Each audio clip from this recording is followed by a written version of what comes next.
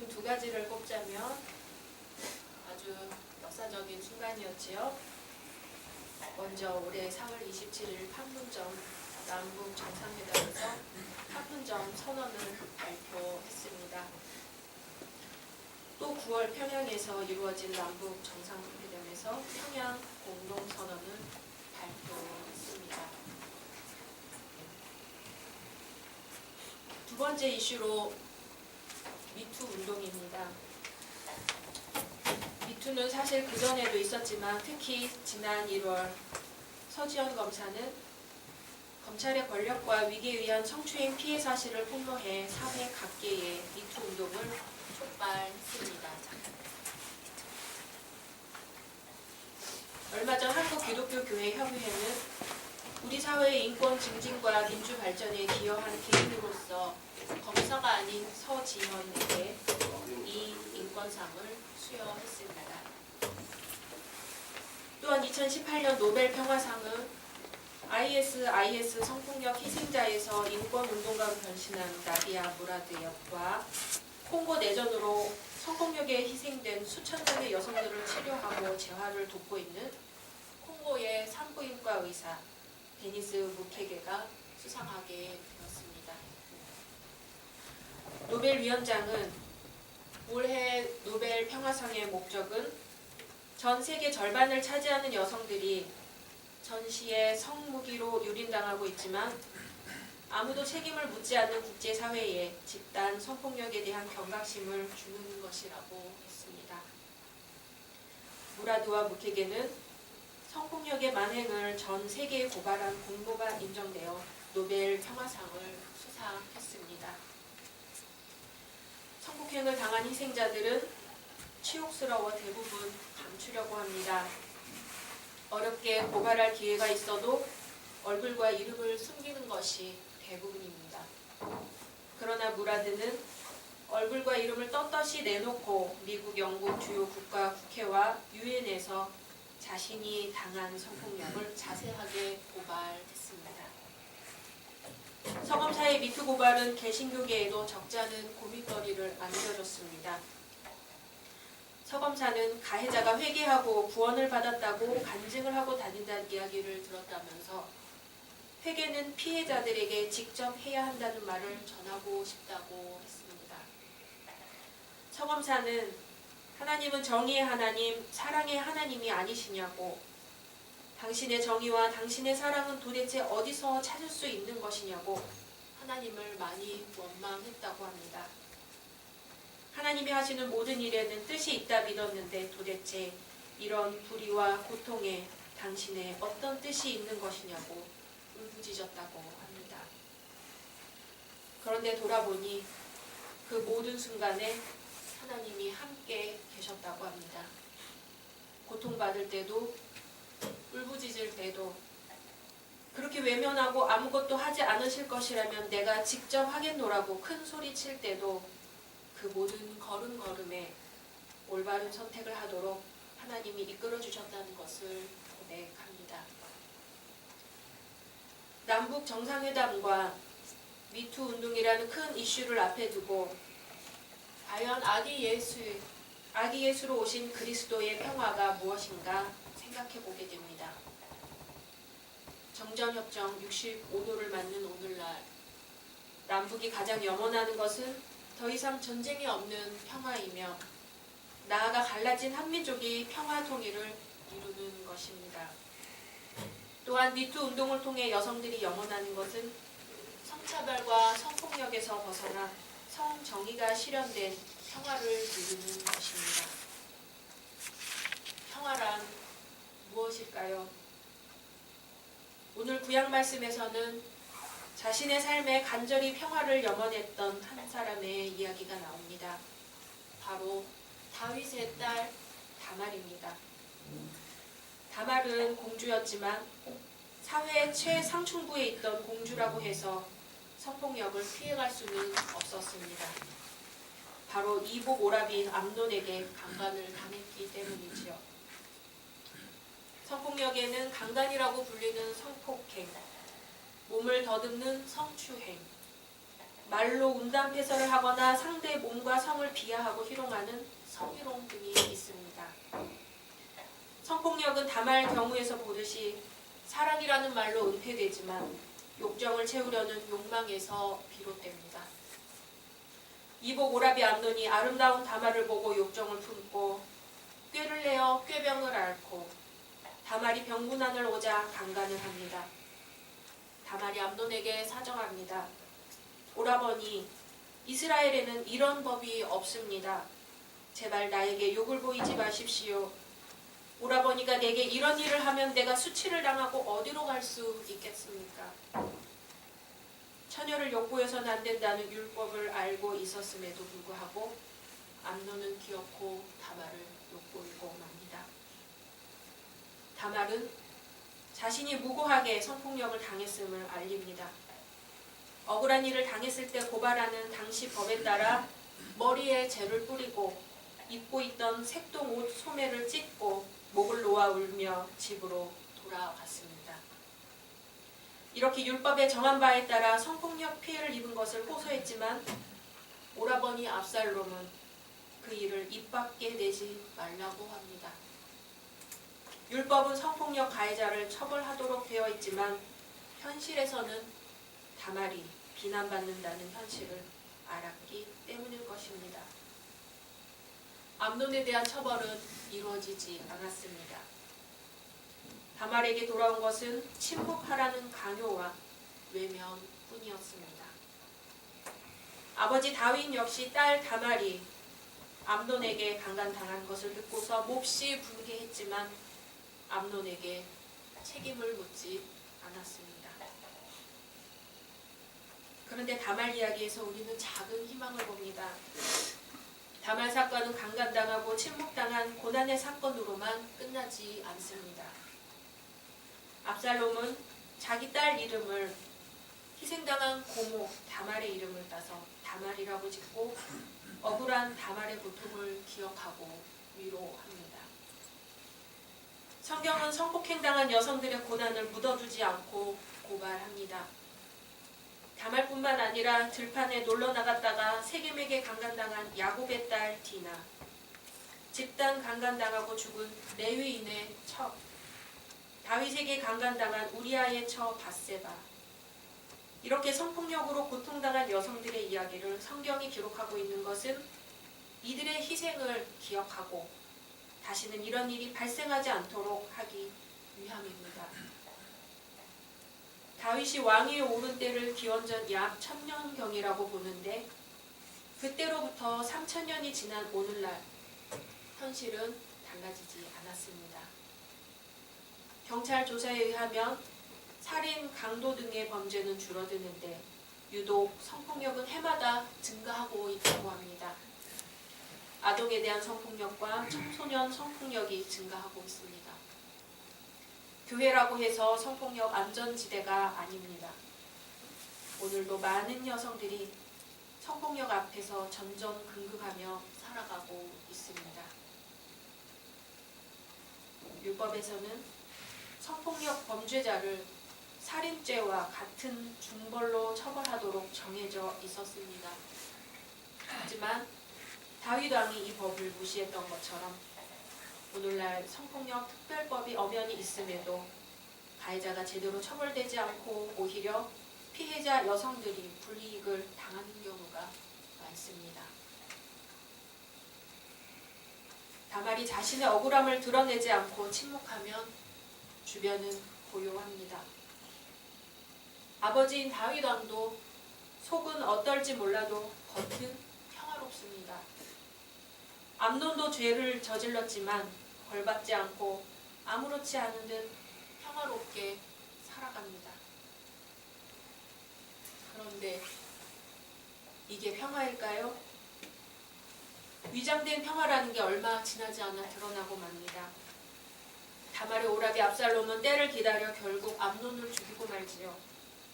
이 일이 이스라엘의 화근이 되어 압살롬이 아버지 다윗을 상대로 전쟁을 일으켜 결국 압살롬도 죽고 맙니다. 다윗이 율법대로 정의롭게 처리하지 않은 일 때문에 결국 더 큰 공동체까지 깨지는 일이 되고 맙니다. 평화로워 보인다고 해서 평화가 아닙니다. 정의 없이는 진정한 평화가 이루어질 수 없습니다. 예전에 신앙 있는 가정은 이 집의 평화를 이라고 적힌 액자 하나씩은 갖고 있었지요. 기억나시나요? 예수님은 제자들에게 복음을 전할 때 어떤 도시나 어떤 마을에 들어가든지 그 집에 들어갈 때 평안을 빌어주라고 하십니다. 샬롬 하고 인사라고 하시는 거죠.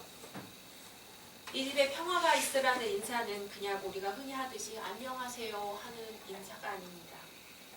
이 집에 평화가 있으라는 인사는 예수님이 하나님의 나라가 가까이 왔다 하고 선포하신 것과 다르지 않습니다. 하나님의 나라, 하나님이 다스리는 곳은 어떤 곳인가요? 더 이상 배고프지 않은 곳, 더 이상 눈물이 없는 곳, 더 이상 억울함이 없는 곳, 더 이상 아프지 않은 곳, 절망이 아니라 희망으로 가득 찬 곳, 더 이상 권세자들에게 억눌림 받지 않는 곳, 전쟁이 없는 곳, 차별이 없는 곳, 평등한 곳, 정의가 실현된 곳, 바로 그것이 하나님이 다스리는 곳입니다. 유대교의 수많은 랍비들이 샬롬, 평화는 하나님의 이름이라고 말했습니다. 그래서 예수님은 이 샬롬을 이루시기 위해 방방곡곡 마을마다 다니시면서 병든 자들을 고치셨습니다. 오병이어의 기적으로 수만 명의 사람들이 굶주림에서 벗어나게 하셨고요. 빵을 나누시면서 주님을 기억하라고 하셨습니다.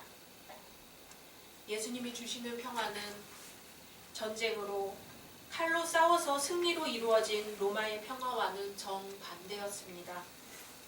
칼로, 무기로, 돈으로, 권력으로, 힘으로 이루어진 평화가 아니라 눈물 흘리는 이들의 눈물을 닦아주는 평화, 배고픈 이들이 밥을 먹는 평화, 억울한 이들이 억울함을 풀어주는 평화, 병에서 노인받는 평화, 소외된 사람들을 같이 밥 먹자고 식탁으로 부르는 평화, 유대인이나 헬라인이나 종이나 자유인이나 남자나 여자나 다 그리스도 예수 안에서 하나가 되는 평화입니다. 로마 제국의 승리로 얼룩진 일그러진 평화 앞에 예수 그리스도의 평화가 마주보고 있습니다. 언제든 로마의 평화는 예수 그리스도의 평화를 칼로 무기로 전쟁으로 짓밟을 준비를 하고 있습니다. 예수님은 제자들에게 방문하는 곳마다 이 집에 평화가 있으라고 인사하라고 하셨지만 또한 내가 너희를 보내는 것이 양을 이리 가운데 보내는 것과 같다고 하십니다. 로마 제국은 멸망했지만 2000년이 지난 지금도 돈과 명예와 권력의 힘으로 이루어진 로마의 평화는 여전히 우리에게 그 앞에 무릎 꿇으라며 위협하고 있습니다. 아니, 로마의 평화는 점점 더 커져서 세계의 굶주림을 보지 못하게 하고 전쟁을 일으키고 여성의 성이 유린당하게 하고 지구가 병들어가는 것을 모른 척하게 하고 불평등이 정당화되고 차별이 당연시되고 같은 민족끼리 총뿌리를 겨누고 언제라도 그 방아쇠를 당길 수 있도록 조종하고 있습니다. 그러면서 그것이 평화라고 온 광고, 언론, 책, 교육을 통해 끊임없이 사람들의 정신을 좀먹게 하고 있습니다. 로마 제국이 멸망했다고요? 우리는 2000년 전 로마 제국 한복판에 살고 있는 식민지 유대 백성하고 하나도 다를 게 없습니다. 그런 로마 제국에 식민지 유대 베들레헴 고을에 왕이 나셨습니다. 이분을 알아볼 수 있는 표가 있지요. 바로 말구유, 강보, 아기입니다. 이 세상에 참 평화를 주러 오신 분, 이 세상에 참 평화가 되신 분, 바로 예수 그리스도이십니다. 그분은 로마의 평화를 향해 분명하게 말씀하십니다. 그것은 평화가 아니야. 그것은 샬롬이 아니야. 그것은 하나님의 나라가 아니야. 하나님의 나라는 바로 이런 거지. 눈물 흘리는 이들의 눈물을 닦아주는 곳, 배고픈 이들이 밥을 먹는 곳, 억울한 이들의 억울함이 풀리는 곳, 병에서 노임받는 곳, 소외된 사람들과 여성들, 죄인들을 같이 밥 먹자고 식탁으로 부르는 곳, 유대인이나 헬라인이나 종이나 자유인이나 남자나 여자나 다 그리스도 예수 안에서 하나가 되는 곳, 바로 그곳이 하나님의 나라지. 예수님은 제자들에게 이렇게 당부하십니다. 양을 이리떼에게 보내는 것 같지만 너희는 가야 해. 그리스도의 평화를 전해야 해. 로마의 평화는 이제 끝났다고, 그리스도의 평화가 시작되었다고 전해야 해. 그래서 내가 십자가에 달려 죽었지만 그래도 가야 해. 부활을 믿고 가야 해. 온 유대와 사마리아 땅끝까지 전해야 해. 마귀가 우는 사자같이 두루 다니며 삼킬 자를 찾겠지만 그래도 가야 해. 내가 세상 끝날까지 너희와 항상 함께 있으리라. 예수님의 제자들은 주님의 말씀에 순종하여 전대도 없이 자루도 없이 신발도 없이 그리스도의 평화, 이 복음을 전하러 세상 곳곳으로 떠나갑니다. 때로는 맞고 때로는 잡히고 때로는 죽임을 당하였지만 그 복음은 2000년 동안 이어져 지금 우리에게까지 전해졌습니다. 이제 우리는 이 평화의 소식을 어디서부터 어떻게 전해야 할까요? 그리스도의 평화는 아주 가까이에서 어쩌면 아주 우연히 시작될 수 있습니다. 딸 하나를 둔 평범한 아빠가 있었습니다. 이 아빠가 어느 날 친구한테 전화를 건다는 게 그만 잘못 눌러 딸 또래의 어떤 여자애가 전화를 받은 거지요. 이 남자가 여보세요 하자 반대편에서 여자아이가 아빠? 하는 거예요. 이 남자는 자기 딸 생각이 나서 넌 아빠 번호도 모르니? 저장이라도 하지. 그랬더니 아빠 바보. 나 눈 안 보이잖아 하는 거예요. 순간 당황했죠. 아, 장애인은 아니구나. 엄만 요 앞 슈퍼 가서 대신 받은 거야. 아빠 언제 올 거야? 너무 반기는 말투에 잘못 걸렸다고 말하기가 미안해서 아빠가 요즘 바빠서 그래. 대충 얼버무리고 끊으려 했습니다.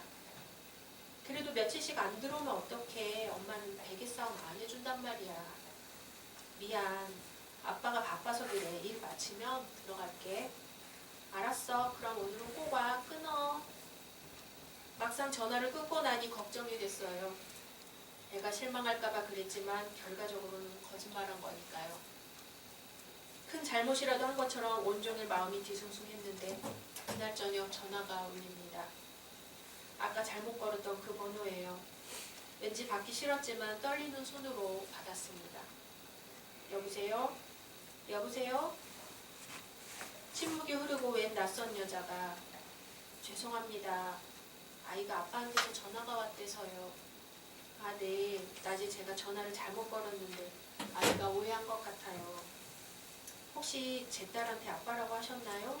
아까부터 아빠 오늘 온다고 기다리고 있어서요. 죄송합니다. 엉컥결에. 아니에요.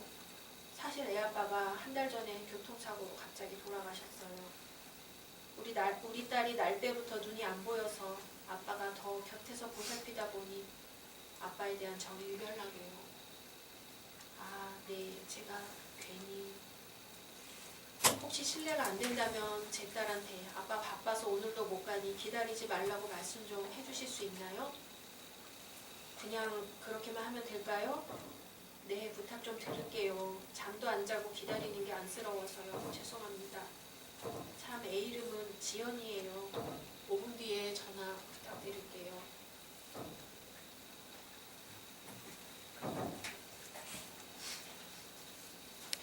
왠지 모를 책임감까지 느껴져서 5분 뒤에 전화를 걸자 아이가 받습니다. 여보세요? 아빠야. 지연아 뭐해? 아빠 왜 안 와? 아까부터 기다리는데.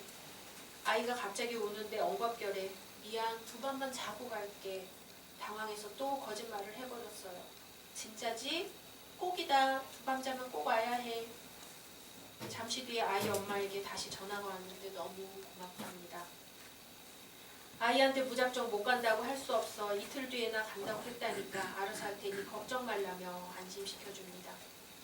그리고 이틀 뒤 이젠 낯설지 않은 그 번호로 전화가 옵니다. 아빠, 지연이가 울먹입니다. 아빠, 엄마가 아빠 죽었대.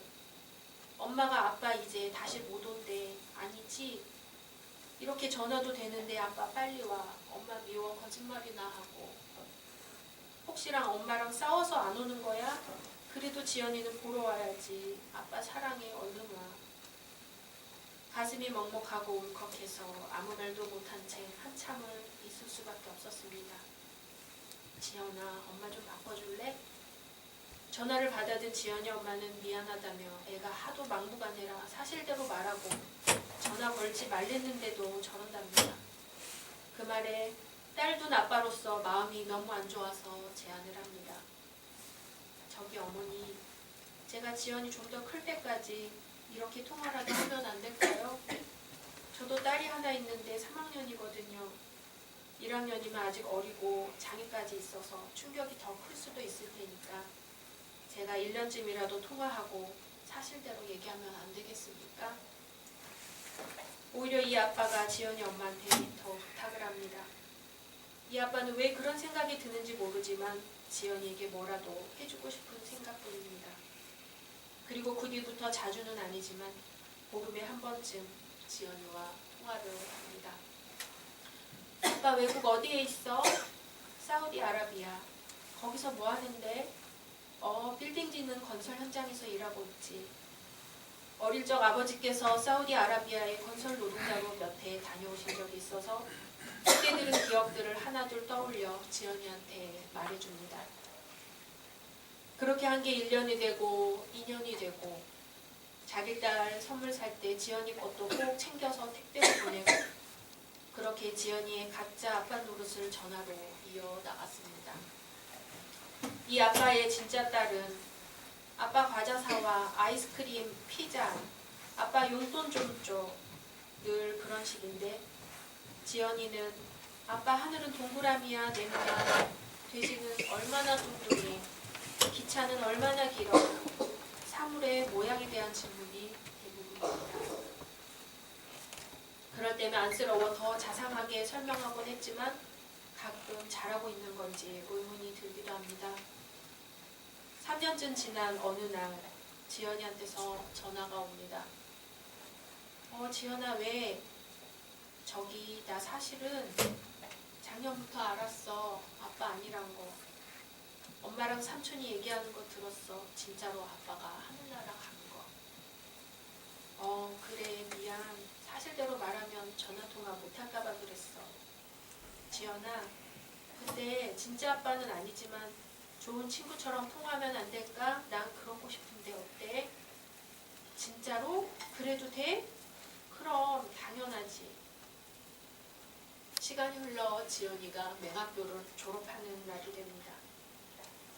전화로만 축하한다고 하기엔 너무나 아쉽습니다. 몇 해 동안 통화하며 쌓은 정이 있는데 그날만은 꼭 가서 축하해주고 싶어 목욕도 가고 가장 좋은 양복도 차려입고 한껏 준비합니다. 비록 지연이가 보지는 못하지만 그래도 처음 만나는 날이니까 옛날 아내와 선보러 갈 때보다 더 신경을 썼습니다. 꽃을 사들고 들어간 졸업식장에서 지연이 엄마를 처음 만납니다. 그리고 졸업장을 받아든 아이들이 하나둘 교실에서 나오는데 단박에 지연이를 알아볼 수 있었습니다. 지연이 엄마는 딸을 불러 지연아 누가 너 찾아오셨어 맞춰봐. 지연이는 누구? 할 때 이 가짜 아빠는 꽃다발을 안겨줍니다. 지연아 축하해. 그러자 갑자기 지연이가 큰 소리로 울음을 터뜨립니다. 지연이가 손을 더듬어 아빠를 꼭 안습니다. 아빠 이렇게 와줘서 너무너무 고마워. 그 말을 듣는 순간 아빠의 눈에도 엄마의 눈에도 눈물이 흘러내립니다. 이 아빠에게 지연이는 어느새 이미 오래전부터 딸이었던 겁니다. 그리고 지연이에게 이 아빠 역시 이미 오래전부터 진짜 아빠였던 겁니다. 우리는 누군가에게 이런 아빠일 수 없을까요? 우리는 누군가에게 이런 엄마일 수 없을까요? 우리는 누군가에게 이러한 그 누군가일 수 없을까요? 예수님은 아빠가 없다고 울먹이는 앞을 보지 못하는 이 어린 딸과 같은 우리에게 다가오셔서 눈물을 닦아주시고 손을 잡아주시고 아빠가 되어주십니다. 그리고 우리를 일으키시어 이제 두려워하지 말고 굳세게 세상으로 나가라고 하십니다. 이제 예수님의 손을 잡고 일어난 마가복음의 오늘 이 여인은 자신의 결혼 지참금으로 준비해둔 향유를 예수님의 머리에 붓습니다. 향유를 주님께 드림은 이제부터 나는 주님을 위해 살겠다는 고백이요, 전대도 없이 자루도 없이 신발도 없이 그리스도의 평화를 전하는 제자의 삶을 살겠다는 고백이요, 이제 나는 죽고 내 안에 그리스도가 사는 삶을 살겠다는 고백입니다. 이제 이 여인과 같이 주의 복음을 들고 그리스도의 평화의 소식을 전하러 세상으로 나가는 우리들에게 주님은 말씀하십니다. 내가 진실로 너희에게 이르노니 온 천하에 어디서든지 복음이 전파되는 곳에는 이 여인이 행한 일과 함께 눈물 흘리는 이들의 눈물을 닦아주고 배고픈 이들에게 밥을 먹여주고 억울한 이들의 억울함을 풀어주고 아픈 자를 치유하며 소외된 사람들을 불러 같이 밥을 먹고 값없이 친절을 베풀고 손을 잡아주고 함께 걷는 너희가 행한 일도, 비록 이 여인의 이름이 잊혀진 것처럼 너희의 이름이 잊혀질지라도 복음이 전파되는 곳마다 이 여인이 행한 일과 함께 그리스도의 평화를 위해 힘쓴 너희의 행한 일도 함께 전해지리라. 아멘. 아기 예수님을 이 땅에 보내시기까지 우리를 사랑하시는 하나님의 사랑과 우리에게 평화로 오신 예수 그리스도의 은혜와 우리를 위로하시고 보듬으시고 일으키시는 성령님의 위로 교통하심이 병원에 계신 정건면 장로님과 우리 사교 작은 교회 위에 한반도의 평화 통일을 염원하는 우리 민족 위에 우리 그리스도의 평화를 염원하는 온 세상 모든 이들에게 영원히 함께 하시기를 간절히 축원합니다. 아멘. 함께 침묵으로 기도하시겠습니다.